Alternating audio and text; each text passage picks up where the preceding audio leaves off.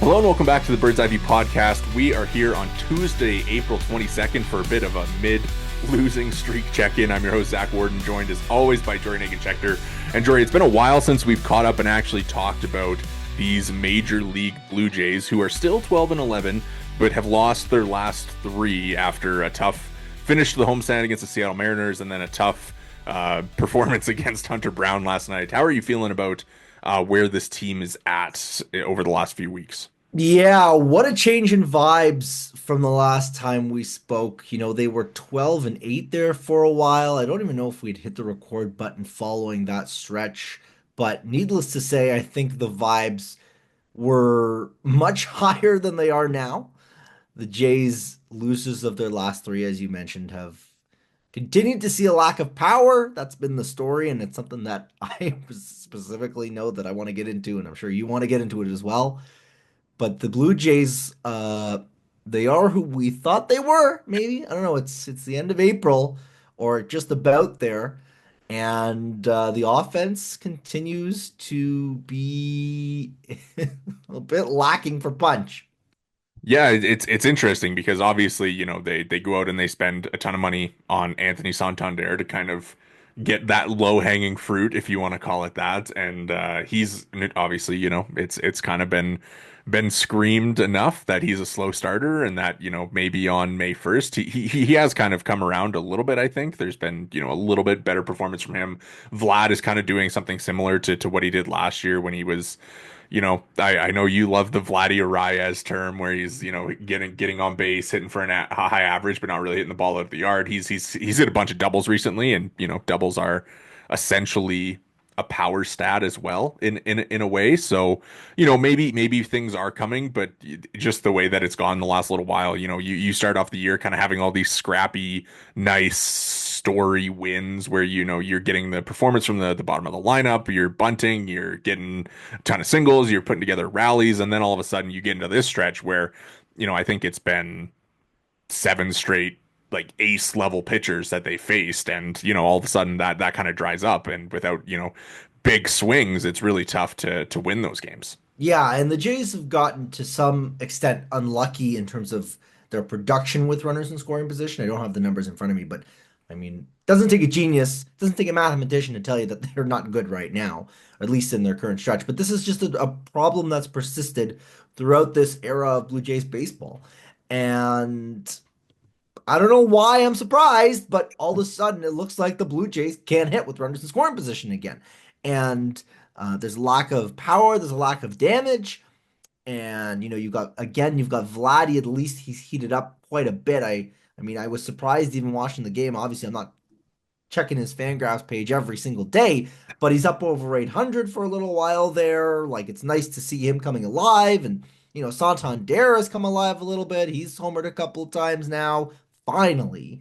But like Jimenez has fallen off a cliff, and Springer has been in and out of the lineup.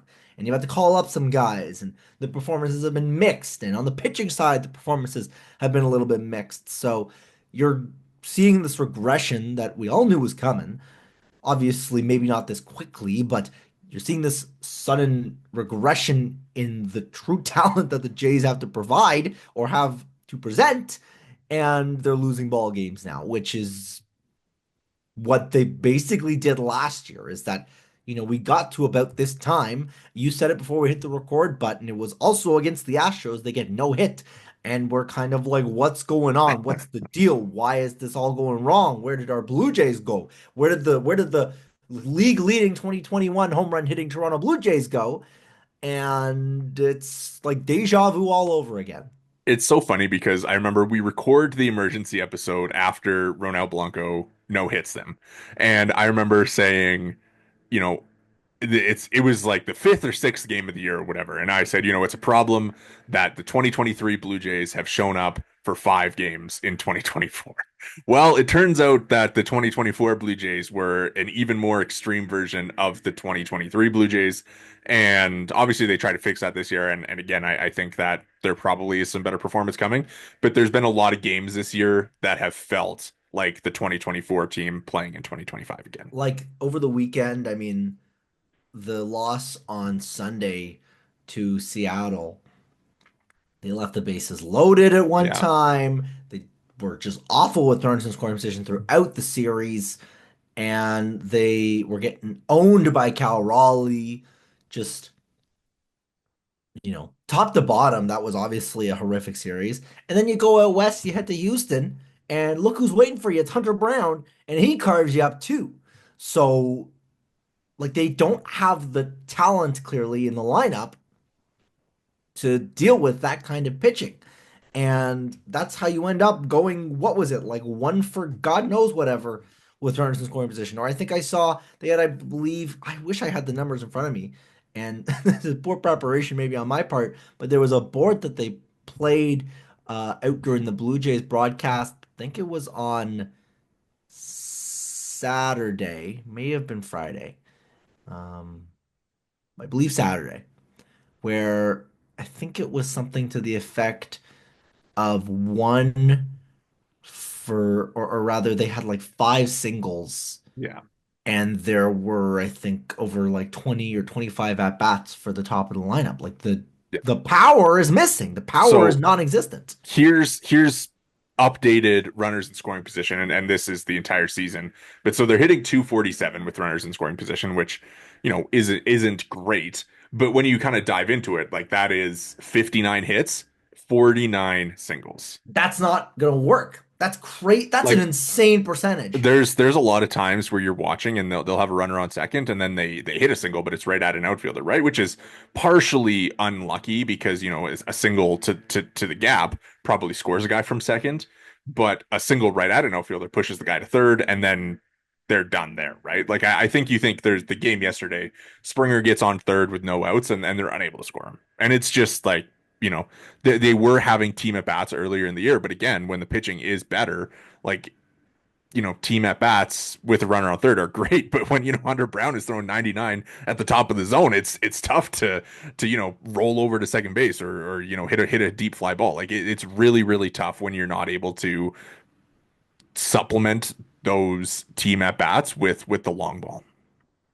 What I think I'm waiting for at this point is I'm kind of waiting for some kind of shoe to drop for either Vladdy or Santander to get really Yeah. hot, or maybe Jimenez to find his game, or it feels like you're waiting for some other major shakeup because it just doesn't feel like this team is any different from last year when it's going through these stretches like this.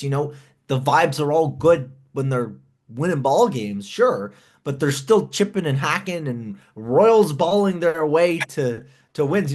Ned Yost balling, and meanwhile they come against a guy like a Hunter Brown, like a Luis Castillo, like a George Kirby, and the damage they're able to do is almost non-existent.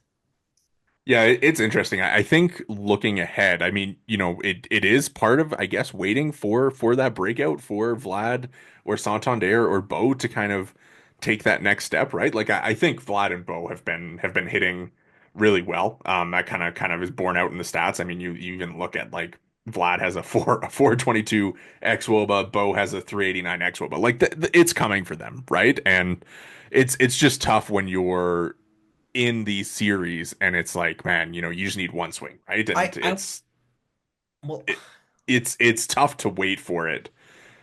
there's Um, there's something I want to just touch on here. yeah. This is the third season now. We're going into our third season of talking about Vlad's xWOBA and his actual production not matching his xWOBA. Obviously, the back half of last year was a bit of a different story for Vlad, but this is continued to happen over an enormous stretch here. Somebody, anybody, tell me what is up with Vlad? It's it's so weird, right? Because obviously you want to put your trust in like the exit velocities, in the number, and the quality of contact. But sometimes when, the ball isn't leaving the yard, and part of that is, of course, the time of year, it just being early in the season, like it's tough when he's like hitting a 120-mile-per-hour ground ball, and you're like, that's great, Well, but that was a like, rocket, but it was yeah, right at the third baseman. Yeah, I mean the thing with like exit velocities is like sometimes they are going to be harder when they're hit on the ground. Like it's easier to hit the ball extremely hard on the ground than it is in the air. Um, like if you look at the list of like the top however many exit velocities in the Statcast era, like a high percentage of them are ground balls. Um, but you know, I can think of I can't remember the game it was where Vlad like just smoked two or three balls like right to the warning track, and you're like, oh, like roof's open, probably a homer, probably two homers. Like you can tell like just the way that he's feeling it off the bat too, right? And it's just it's one of those things where when you're losing games, like it doesn't matter that your flyout ends up at the track instead of over the wall because you end up losing the game, right? So there's just so much of it where the time of year and like just ultimately the results does make it so tough, especially when you want to believe that there is going to be something coming, but you can't really, you know, feel that way until it actually happens. I don't know. It's very it just feels like the same kind of story as we've had in years past. And they made the playoffs for the last 3 years. It's not like they haven't been good enough. And even this team, I don't see any reason to believe at this stage that they are not capable of being at least a wild card team. Obviously, lots can change, but I mean, they're it's A early and B, they haven't played themselves out of it like, like a team like a low-hanging fruit, but the White Sox season was over before it started, but certainly the way they've played hasn't exactly given you reason to believe they're going to win more than whatever they did last year, basically. The Jays have played well enough that you A believe there's ceiling for improvement, and B, you believe the floor is probably higher than it was Yeah. last year. But, big old but, I'm still waiting for this team to prove that it's actually a consistently talented, well-oiled offensive run producing machine because you can't win 0 to -1 and continually the Jays are struggling to score runs. Let me present you with this tweet I saw the other day, and it's regarding Anthony Santander. I just pulled it up. It's from at Blue Jays Always, so credit to him for putting this out. But Anthony Santander's April power numbers the last three seasons: 2022, he hit three home runs in April, finished with 33. In 2023, he hit two, finished with 28, and last year he hit two and finished with 44. I know we've gone over him being a slow starter, but I don't know how much I even care about those numbers. I I mean, still think that's he's but noise. so I You think don't think that's small sample noise? partially, yeah, but I also think that when you look at like the construction of this team, like he is the piece that they brought in that most changes the outlook of their offense, right? Oh, yeah, Because for sure. everybody else is generally the same. Andres Jimenez is not completely, changing the look of your offense, especially when he's hitting cleanup, which they went away from yesterday, um, seemingly to be the correct move. But like to me, the thing that's going to change their offense from last year to this year is Anthony Santander like being a power threat, right? And Yeah. he obviously hasn't been that so far. So when he does, and we've obviously discussed this in past episodes, but whether it's like as soon as the calendar flips to May 1st, like is he fixed? What kind of fixes him? Just being comfortable. Like when is he comfortable? When does he look better? Like we're obviously waiting for that. But at least, him having that history, I think does kind of ease your conscience a little Well, bit do about you what might be feel coming.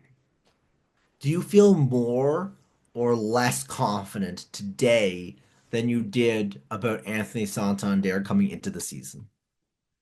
Yeah, it's an interesting question. Like some of the at bats have been really bad, which I don't love is when you watch and sometimes he just isn't on anything sometimes, and it looked like he was kind of turning a corner a little bit there for a while. Um, I wouldn't say that the outlook on him has totally changed for me. Like I think, one of our over-unders that we did before the season was Santander homers, and I think we set 35. Like I think where I'm at now, I took the under then, but I said it would be close, but now I'd probably think more like closer to 30. Like where are you on that? Like if you were given the over under of 30 right now, what are you saying? I'm probably taking the under because I don't know how much I believe in his slow starts as much as I'm just concerned about him just not being a good hitter. I mean, he's what, is he 31 now? I mean, even last year, you look at some of the expected numbers, and I get that he's a pull the ball in the air guy, so he's gonna Alex Bregman his way into some homers because he pulls the ball. But it's not like, you know, as a lefty in the AL East, I mean, he's a switch hitter, but realistically, he's facing mostly righties. It's a lefty in the AL East, and I get that he's still a lefty in the AL East. You're gonna be able to pull the ball as a lefty for some bombs. uh, you know, you talk about maybe Fenway and you talk about obviously Yankee Stadium and even Oriole Park to a certain extent. But, the dome isn't necessarily built for lefties. So I don't know that I feel like his ability to pull the ball is necessarily going to Yeah. meaningfully impact how he's going to be, especially if he goes from say a 40, 50, 60th percentile, somewhere middle of the pack ex-Woba guy to right now because of the high strikeout numbers, because of the relative lack of ability to just get on base, his swing decisions and so forth. Like that's gonna impact that as well. Yeah, it like here is some stuff that I'll point out. So obviously the home run numbers is what everybody is going to zone in on, right? But I mean, so far this season, he is a 67 WRC plus hitter. So he's been, almost 30% worse than league average, or he's been more than 30% worse than league average. Last year in March and April, he was a 104 WRC plus guy. Right. So like that's a 715 OPS. So I mean, like, yes, the home runs, like you can kind of point it to the home runs as like what's going to come, but there is a part of this that is that he has been like much worse than he generally is through the first month. Here's another thing because I have pulled up his StatCast now. The chase rate's about the same. He was 16th percentile last year. He's 21st percentile this year, going from 33.8% over the year to 33% over the basically the first month, right? So he's not necessarily swinging at bad pitches, but his ability to actually crush pitches that he's being presented as, opportunities to crush, that's the issue. And the thing I would point to is his whiff rate going from the 77th percentile last year, this year 57th percentile. It's gone from, let me just pull it up here quickly, 20% to about 24%. He's basically just not hitting the ball, obviously, as hard, and he's not doing damage on pitches he could possibly be crushing. Yeah, it's interesting, man. It's gonna be, like if he doesn't hit a home run on May 1st, like maybe that's when the alarm bells go off. But yeah, he's going to be an interesting guy to watch. I mean, it's kind of funny because like even last year, like they were like a fairly okay batting average team. And they're doing the same thing this year where they're not like swinging and missing and they're not striking out a ton, right? But you look, I mean, Jimenez is under 200, Santander's under 200, Ernie Clement's at 212. Like even Roden's at 220, like Wagner's at 224. And I'm not a huge batting average guy, but like there just kind of is a difference in like the way that the results have gone for them, I guess, from, where at the beginning of the year it's kind of the Miles Straws, the Well, Tyler Heinemans. can I ask quickly, what's the BABIP situation looking like league wide? Because that's something that I wonder. That's, I think, obviously the home runs haven't come, so they're going to be pretty reliant on some good fortune. And I do wonder if all of these, low batting averages that we're seeing here, you mentioned Wagner, you mentioned Santander, you mentioned Clement. I wonder how much of that is BABIP driven. And I wonder if that's something you can Okay. look at and pray So towards. so just looking, totally my bad. What I said about the batting average is probably a little incorrect. They're actually hitting for a higher average this year than they were last year. So they're hitting 252 as a team this year, 301 BABIP. Last year they hit 241 as a team, 283 BABIP. So I mean, I don't think that's a good sign. I think the fact that they're outperforming last year and they're still in the same boat tells me that the power has dried up even more so. Yeah, it's I just a would think weird that's fair. it's just a weird offense, right? I mean, It's like a it's awfully constructed team. It's a team that's constructed to win in 1985, not 2025. I mean, like it's tough when you sign Santander and you're kind of like, oh, there's your cleanup hitter, right? And then you're kind of like, oh, we don't actually have like another guy to slot ahead of him to make him a cleanup hitter. Um, what would your thoughts be on like moving Springer back to the leadoff spot? Oh, that's you know how we had that DEF CON meter a couple I think that saying the words in on the record being like, what do you think of Springer in the leadoff spot? I think that's when you're at DEF CON 5. He's been so good, and obviously, you know what, Like, yes, I'm not gonna we did deny so that. much on him our last episode, just kind of the way that he has been like carrying this offense, but like you know, I think that it's nice that they moved him into the cleanup spot yesterday. Like I think that's a significant step forward for them to move away from Jimenez when he's been, you know, struggling so substantially since like he hit the 3 home runs in the first two series. Um, but again, like it just goes to show that like you have your top three that you feel pretty confident about like being top three in the order hitters. But then when you look like 4 through 9, you just generally don't know what you're going to get unless it's Tyler Heineman who's hitting 500 for, you know. Well, like Tyler Heineman right now is fourth on the team in xWOBA, and Nathan Lucas is fifth. This is not going to work. This is not good enough. Um, One thing that's happened, and we can kind of move on from dooming about the power. But one thing that has happened since we last recorded was David Schneider got sent down and Addison Barger got called up, and obviously Barger he had the nice like 3 assist game that they win from the outfield, and you know really cool, really fun to watch. But at the same time, at the plate, he's one for I think it's 1 for 15, um, so far, and you know the quality of contact hasn't been great for him. What was your kind of initial reaction to Schneider getting sent down and just them moving to Barger at this point? So I'm going to look at this kind of two ways, and it's two sides of the same coin, and it's your optimist view and your pessimist view, and your mileage may vary, and pick your poison is really kind of where this leads. Look at it. You could look at it. Excuse me. You could look at it positive way. And again, I saw this on Twitter. Think back to, you know, pre-2020 season, 2019, maybe I believe it was 2019. And another middle infielder with the Blue Jays at the time, struggling at the big league level, needs to get his kind of stuff in gear. Kind of came on and came in with a lot of excitement when he was called up, or rather when he was brought in, and was sent to AAA and made some adjustments as an infielder that moved to the outfield. A lot of parallels there. Comes back up and becomes a key part of a resurgent Blue Jays offense and Lourdes Gurriel Jr. And I'm not saying that him and Lourdes Gurriel Jr. are the same player, but I am saying that the Jays have done this before where they've had to Yeah. send a guy down, get him kind of worked out. And, the Gurriel stuff was a little bit maybe more related to his lack of defensive chops, but, still a infielder turned outfielder that they ultimately decided they needed a hard reset on. David Schneider had some success, like him, like Gurriel, excuse me.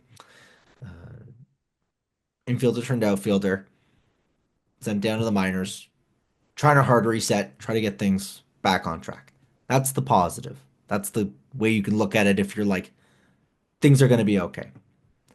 The negative is over the last 120 games of Davis Schneider's career, because that's probably the bulk of. I don't even know if he has 120 games to his ledger, but we'll say over the last 75% of his games.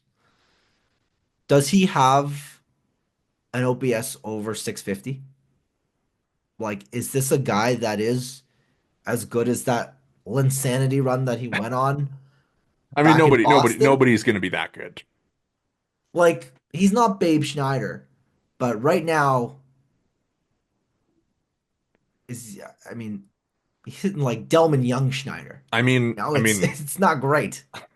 look, the reality is that so he came up in August of that 2023, right? So I just filtered from 2023, September 1st, 2023 to today.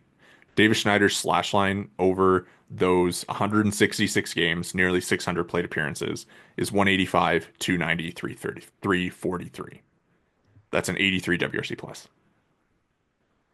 I think that it's just the reality of things is sometimes you get real hot Yeah. and sometimes you have a real good stretch and it comes at exactly the right time. And then the law of averages comes for you, and all of a sudden you're a Mendoza line guy that can't hit the ball. And I think we've that's it. been a pretty decidedly pro Davis Schneider podcast. Oh, I'd say so. I mean, I think we both might have even had him on our original 26 man when he was kind of Yeah. a fringy type there. Like there's appeal to what he brings, I but think I it's predicted he was going to be an all-star last year. yeah, like this is a guy that the story is enjoyable. The Yeah. people around him, it's a really good kind of vibe. You see, you know, his dad, his sisters on Twitter. It's cool. It's really fun to Yeah. see like a not to say average Joe, but to see a real, human being in every sense of the term, like a Like salt of the earth. he was drafted in the 28th round in 2017. Like Like it's the it's a hell of a story. as a human interest story, the David Schneider stuff, like movie stuff, like Yeah. Hollywood stuff. Yeah. But as things stand today, I just think that either a major adjustment has to be made or it's probably a life of shuttling up and down for David Schneider. And that's not necessarily a bad life, you No. know. He could hang around for a while. This is not a guy that it feels like will be out of baseball in 2, 3 years. This is a guy that it feels like, based on the positional versatility, based on the on base abilities, he's going to get opportunities around Major League Baseball. You would Yeah. think he's still what 25. He's 20, mid 20s. He's not like a Yeah. journeyman veteran. None of that nonsense. But as things stand today, I I'm think not sure we're going to see Davis Schneider much more with the Blue Jays. I think it's a really good chance for him to go down and like kind of get some confidence back, right? Like I think he's been in this position for over a calendar year at this point of like where pitchers have kind of figured him out a little bit. And he's been, in and out of the lineup. Like there's been not really a ton of consistency to when he plays. And as a short side platoon guy, there's even less opportunity there, right? So I think for him just to get the opportunity to go down, reset, like hopefully, and it, hopefully he finds a chance to kind of refine what made him so successful before and make whatever adjustments he needs and hopefully get that confidence back up with consistent at bats and playing time with Buffalo. I think there's a good chance for that. And I asked you this in our group chat, like when do we possibly see him again? And I think your answer is probably pretty reasonable that it would be like the second half of this year. Like I'm not sure that we're gonna see him in like April. May, June, like that type of timeline. Like I don't think it's necessarily going to be a quick thing. But I do think that there is, there's definitely going to be opportunity for him to come back up eventually. There's going to be opportunity, but to me, that is something where I'm not sure he's going to force your hand. I'm not sure you're going to get that from him because I think that you look at it, Barger has probably passed him on the depth chart. Nathan Lucas seems like he's passed him on the depth chart. Dalton Varsho is going to be coming back soon. Yeah. He's up in Buffalo. He just got called up hour or two before we hit the record button. Like he's been knocked down a couple pegs here. And that's kind of where I feel like, again, Jimenez gets hurt, maybe he gets a shot. But you also figure Arelis Martinez probably. Well, Gets a kick of the can. I have know you he's have you struggling. seen what's going on with the Elvis right now? That's not great either, but you figure probably Arelvis probably gets the kick at the can before Schneider maybe does. And you think about, I know that he's hurt, but depending on the timeline, is Kasevich a guy that even could? He's hurt right now. He's on. He's Yeah. He hurt, but hasn't played yet this year. is he a guy that's going to be out for an extended period? I Like I think he was wonder on if the when he 60 comes, day. so maybe not necessarily imminently, but you figure maybe if he's even if he's back in the picture by June 1, he's got a chance to pass Schneider on the depth chart. You know what I Yeah. mean? Um, I'm like just looking at the trip the Buffalo stats right now. The guys who you want to be performing have not quite been there. Class A has yeah.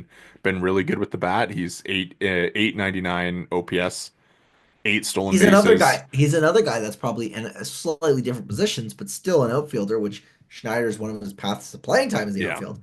Probably yeah. gets passed by Klaus. Like there's Low there's just Perfido's guys hitting 192. there's guys passing him, and not everyone's crushing the ball. Not everyone's been Yeah, raking. But, you know, Schneider's slipping, and there's guys with up arrows, and there's just not necessarily going to be opportunity in the same way maybe there was, end of the season last year for yeah, Schneider. yeah. It'll be yeah, again, hoping the best for him because like we said, great story. Would be great if he were able to kind of carve out that role eventually at the big league level. Yeah, like I said, like human Yeah. interest story wise, it's just as a ball player, extremely good story, extremely good baseball guy. This episode of the Bird's Eye View podcast is brought to you by BioSteel. Use code Bird's Eye View at checkout for 20% off your order at biosteel.ca. Again, that's code Bird's Eye View at checkout for 20% off your order. For all your high performance hydration needs, visit biosteel.ca. Thank you again to BioSteel for sponsoring today's episode. Interesting that you mentioned, guys with up arrows, and we're kind of talking of like these guys who are kind of on the fringes of the big leagues because the Blue Jays just got a historic performance from one of those guys who maybe wasn't all that familiar to like prospect heads to the general MLB fan who tries to keep up with the Buffalo Bisons or minor league baseball. But Paxton Schultz, man, he comes in the other day. Obviously, they end up losing the game because Easton Lucas. That Linsanity run also comes to an end. But Paxton Schultz, 8 strikeouts, ties the MLB record for punch-outs by a reliever in their debut. Really cool, really awesome story. Like really fun, interesting story for a guy who, kind of like David Schneider, has been in the minors for a long time and then gets up and immediately kind of has this record-setting performance.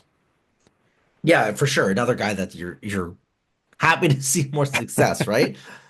Certainly not gonna cheer against the guy having success in the Blue Jays uniform, but yeah, it's a super cool story. I think the in a relief appearance, obviously, it was a bit of a long relief appearance, so there's maybe that asterisk, but regardless, the stuff he showed, the punch Yeah. out capabilities, that kind of is what's kind of got me kind of licking my chops a little bit. Maybe this is a guy that gets a kick at that fifth starter spot. Ethan Lucas gets kicked off or shipped off rather to the Bisons again. And there was a bunch of shuffling there. Obviously, Sandlin hits the IL. But I wonder if we get a redux here and Schultz gets another chance at starting maybe in this next opportunity. Well, I'm glad that you brought this up because it's an interesting conversation what they're going to do. They're going to skip the fifth starter spot. They're going to use the off day for this first time through the rotation, and then they're going to bring back a fifth starter for the next turn through the rotation. So they're going to use the veterans, use Gosman, Brios, Bassett, Francis. Scherzer still sounds like he's a ways away. Obviously, Easton Lucas, thank you for your service, I guess, for your two great starts. It's interesting to me, like John Schneider said, you saw it at the major league level, so you feel like it's there. So I do kind of wonder if slash when we see him again this year. I would imagine that's more when than if. But I mean, if you're in charge right now, who are you turning to for that fifth starter? Can I say Tristan Oh man. McKenzie? Tristan McKenzie. Interesting.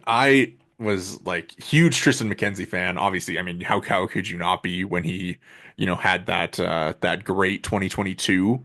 But since then Oh yeah, it's he's just been been rough. objectively unplayable.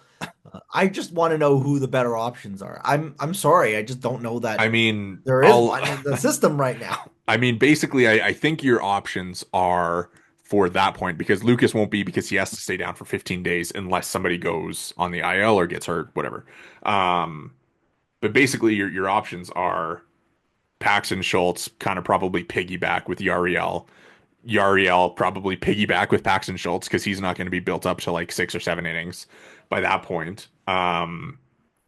Jake Bloss, Eric Lauer, or insert X free agent who You you're know, probably also bringing in and not having enough time to build up well, anyways. you mentioned Eric Lauer, and you look at his Statcast page, it looks basically the same as Tristan McKenzie's does, right? And that's not to say that either's necessarily particularly effective, but like I just don't think that you have a guy that has any record, any track record, or any reason to believe that they are going to come up and fill that role successfully. Because unless you're going to lean on Schultz, unless you're going to lean on Yariel, I don't know who else could possibly be an option there. I genuinely feel that the best option is outside the organization because maybe you call up Eric Lauer and maybe you get the same production as you would be getting from Tristan McKenzie. But I'm just unconvinced that him or Bloss, who has struggled, or now you've got, Easton Lucas is no longer an option. Like the options are thin. And I think that if you're gonna find your way into a guy, I don't see who in the org is going to be that guy in the next 10 to 15 days. You know what's interesting to me is the Yariel thing because Yariel he had that one like electric outing against the Washington Nationals where he was like up to 98, locating his fastball, and everything else has kind of been meh from him this year. Like it hasn't been, the strikeout rate is 17%. The walk rate's gone up from last year. And I'm sure part of that is like him just not really having like a consistent role, right? Um, what do you think about the way that they've handled him since signing him last year? Because I think last year it was pretty easy because you're trying to make him a starter, right? Like that's what he wanted to be when you signed him.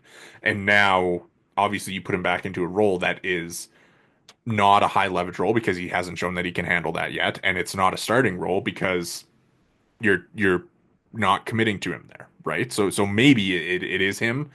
Like if it were me, I guess I would probably try him out as the starter their next time through, like just because he has that experience. Like Paxton Schultz can piggyback with him, right? Like he goes four, Schultz goes two, whatever. Um, but like it's like I just he's so interesting to me, and I just don't necessarily understand why there hasn't been like a full commitment either way because I feel like that makes it worse for him. No, I feel almost the opposite. I mean, I totally understand why there's been no commitment because that versatility is something that they've Yeah. preached on the offensive side of the ball to mixed success. And they clearly see an option for a guy with that kind of versatility on the pitching side of the ball. I get why they Yeah. don't want to put him down in one particular path because the opportunity to kind of have your foot in both kind of pools makes sense. The problem is you sit on the fence, you get splinters in your ass. I mean, you see a 70% K rate, Yariel Rodriguez. So I I think that he's a guy that they should commit to being a full-time bullpen guy, but I get why you want him to continue to be stretched out. I get why you Yeah. want him to be an option as a starter because a guy at his very, it takes a really exceptional reliever to be as valuable as a fine starting pitcher. Yeah, it's interesting too because like last year he was like it was just so up and down for him last year. Like there was just not really any consistency, which you can totally expect, right? From a guy in his first major league season, generally coming back to his first year as a starter. He didn't go, he went 6 innings twice. And I mean, I agree with what you're saying. Like it like for him, it seems like this season, like it would be in a perfect world. he kind of thrives in this multi-inning role. But I just wonder with what we've seen from him if like it just doesn't vibe with him being in that role. Like if he's one of these guys that needs to kind of be a set it, this is what you are and forget it. Well, he said he wants to be a starter, so is this a Yeah. case of where he just needs to pitch every 5 days? Is it just he's more comfortable doing that? And if that's the case, he needs to be effective doing so because Yeah. last year he was a five and dive, and that was if he even made it to the fifth inning. Yeah. Yeah, I don't know. He's another one of these pieces that you just don't really know what to make of him yet because he's so, young into his career. And obviously he makes that signing. They sign him like I think the signing was a relatively good gamble for them to take. Um, but it's just kind of weird, I think, for him and probably for them too, right? For just the necessity of the role that he needs to fill for them. It's probably just kind of like a little bit of not the best fit with where it's at. I wonder if he becomes a trade chip. I wonder if he's someone that they Yeah. explore because obviously the cost certainty there. I wonder what his value around the league would be. And I wonder if he's a guy that maybe in another 2, 3 months, when you're trying to improve the offense, he's a guy that you view as a potential piece that you could maybe dangle. And I'm not really totally sure exactly what that looks like because it's hard to gauge exactly what that value would be. But if you're looking for some additional pop and you're looking for a bit of an excess you have, a bit of a surplus, he kind of fits into that surplus category. Yeah, he's it's interesting because obviously they have him and then, if they were to move him, kind of that multi-inning role is like Paxton Schultz, it's Andrew Bash, it's somebody and I think you could move him. They probably don't have like the high minors pieces to acquire bat. Like you probably have to dip into some of the low minors stuff if you want to go that way. So Yariel might be the most attractive, but also, yeah, it's like how our teams value him really would be what it comes down to. I couldn't begin to guess. Let's move on. I think, rotation stuff, obviously the fifth spot is going to continue to be a talking point and an issue, but the other four spots have just been outstanding. And we've kind of talked about that. We're going to see Chris Bassett again today. Really interested to see like kind of how his stuff continues because he is such an interesting pitcher. Great thread from Chris Black today on kind of what has made him successful. For you, I mean, kind of seeing the rest of these four guys. Um, how does that kind of tie into the offense question for you? Because the having these four veteran guys who have been able to give you like fairly consistent quality outings has been what's carried them to this record, right? It's what's carried them to above 500. It's what's kind of seen them, emerge as this like top three team in the division so far. Obviously, there's been some other stuff going on with the Orioles, but at the same time, like how sustainable is it? Well, sustainability aside, actually, because the sustainability question is really the answer to me is obvious. It's not sustainable because the true talent of this group, as good as they've been, probably not quite this. It buys them time. It buys Yeah. them a lot of time. You mentioned the Orioles, and the Orioles have the worst rotation in baseball, maybe the second worst. I think their Uh, rotation has a 6 ERA. so they are crumbling. They are scrambling right now. The way that the Jays pitching has been able to limit, opponents has bought the offense time to find a rhythm to get hot. And even when they haven't been at their very best, they've been able to succeed in spite of that because the pitching has kept Yeah. them in games, given them opportunity to win those 3-1, 4-1, 2-1, 1-0, 3-0 games, whatever it may be. And it's hard to continue to win those games. You want to, it's a lot easier to make the playoffs when you have a plus 150 run differential than a plus 15 run differential. But the rotation, I think the biggest thing they've done is they've bought this team time. And that, I think, Yeah. is the biggest kind of benefactor or the biggest benefit, rather, of having this kind of veteran group, this group that has been able to, by and large, I mean, let's be real, like stay healthy and be Yeah. effective for, 6 innings a game or so.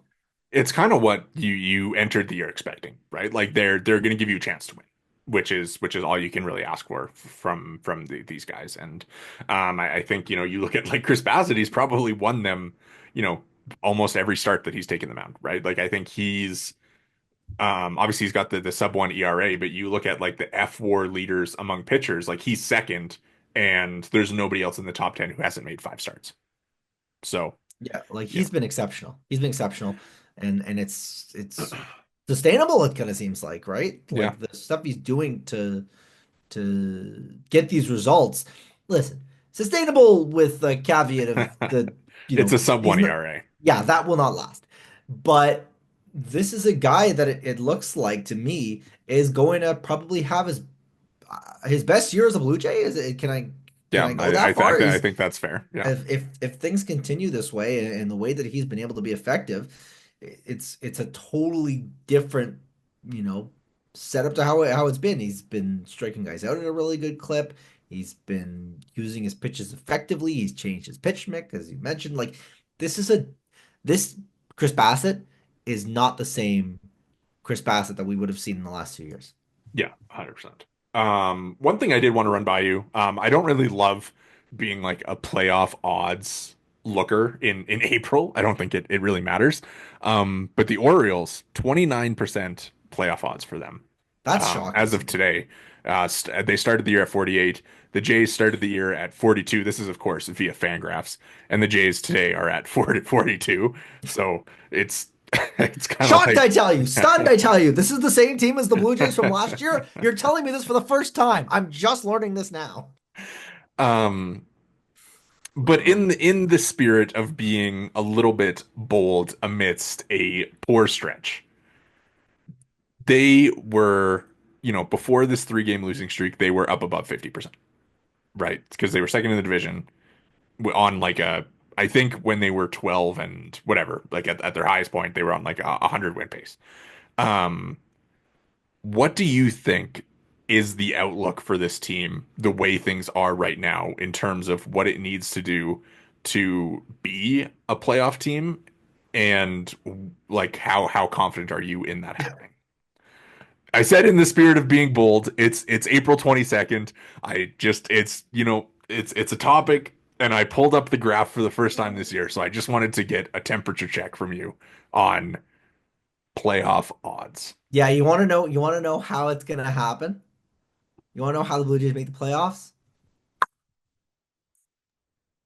Some homers, some bombs, some power, damn it. Yeah, it doesn't take a genius to figure that one out. No, the hitting needs to be better. The Yeah. pitching's been good enough, and by and large, the bullpen's been good enough. They need to hit for some power, and we touched on it heavily off the top here. But Vlad has to start hitting bombs. Santander has to start hitting bombs. Bo has to start turning these good at bats into great at bats. And if if you're able to get production out of that group, yes, I do feel that they're in a good position to make the playoffs. I know that they're below 50%. You flip a coin, and it's a slightly weighted coin flip right now against them making the postseason. But I don't feel like, and the odds bear this, I don't feel less pessimistic than I did to start the season because I think that again, you're in my probably if we had an internal vibes meter chart and we were tracking it the same way that Fangraphs or MLB.com It would has, look pretty similar. there it would probably be almost mirror images. They're 12 and 8 and it's Yeah. going and they lose Yeah. three and it's exactly that. I think that if the Jays can find their power stroke, they'll make the playoffs. If the Jays can win some ball games 8-2 instead of 3-2, you're going to feel a lot better about them making the playoffs. They are 2 games back of the Yankees right now, who, despite their hot start, haven't exactly pulled away either. The AL itself is not a division, or rather a league of haves and have-nots. There are the have-nots, cough, cough, White Sox, but beyond that, it's kind of a mumble jumble of everybody else. Yeah. Pacoda or Baseball Prospectus Pacoda's projections gives the Jays a 55.6% chance of making the playoffs. So that's a little bit higher. That's the second highest in the division. So, there's your other weighted coin flip, right? Yeah. This is a team, as things stand, that hasn't taken themselves out of the playoffs. There's the old maxim, right? You can't make the playoffs in April, but you can miss the playoffs in April. Yeah. And right now, the Jays haven't made the playoffs, but they certainly haven't taken themselves out of it, I which think that's a big one. it's funny because like they're probably about where you thought they would have been entering the season, right? Like around this 84, 85 win pace, which they're on. And, you know, obviously the stretches have kind of been up and down. Like it's been good or it's been bad. It hasn't kind of been in the middle. Um, but it results in them being this around 500 club that appears to be set to compete for a wild card spot and kind of be in the thick of that race as the season progresses. But once again, it's been 23 games. There's not a lot of I don't think that we can make a ton of declarations about what September is going to look like as of today. I don't disagree. I feel like the Jays The games all count the same. That being said, the games they all got count the same. they gotta pick it up. That, goes without saying. It's probably about the lukewarmest take you're gonna hear from this podcast. You're not gonna continue to, succeed if you win two, lose two, win three, lose three. Jay's got to get hot at some point. But the way things stand right now, I wouldn't describe myself as pessimistic necessarily. But the Jays, I just, as me, you, and everybody else can see, someone's got to start socking baseballs here. I think that's a good place to end it. You got anything else beyond that? Uh, as uh, as the great Greg Maddox, I believe it was, said, chicks dig the long ball. They do. They do, and so do I. So would love to see would love to see an extra home run or two. But yes, I think that basically sums it up. So that is going to do it for us here today at the Bird's Eye View Podcast. Make sure to hit the subscribe and like buttons if you're watching on YouTube. You can find us there at the Bird's Eye View Podcast. If you're listening along on the podcast provider of your choice, make sure to drop a follow and review. You can follow us all on Twitter. I am at Worden_Zach. Jory is at Jori Negin-Shecter, and the pod is at BEV_pod. Thanks so much for listening and enjoy the games.